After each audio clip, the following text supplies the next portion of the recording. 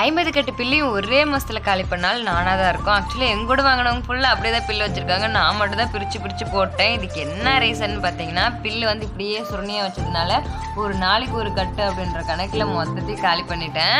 இன்னைக்கு பார்த்தீங்கன்னா திருப்பியும் 50 கட்டு இறக்கினேன். ஆனால் இந்த டைம் பிரித்து போரா போட்டுக்கலாம் அப்படின்னு சொல்லிட்டு தான் காலையிலேருந்து இந்த பில்லில் இருக்கிற நூலெல்லாம் பிரிச்சுட்டு இருக்கேங்க.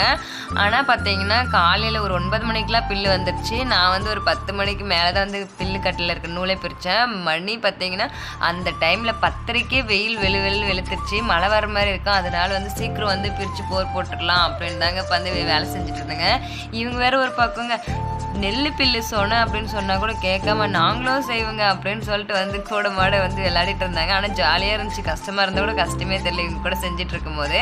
இன்னைக்கு மழை அப்படி இடிச்சு ஆனால் வந்துடும் தான் நினச்சிங்க. பரவாயில்லைங்க, போரும் போட்டாச்சு. ஒரு வழியாக வந்துட்டு மழையும் வரல. இந்த வீடியோ பிடிச்சிச்சா லைக் பண்ணிட்டு எங்களோட சேனலை சப்ஸ்கிரைப் பண்ணிடுங்க.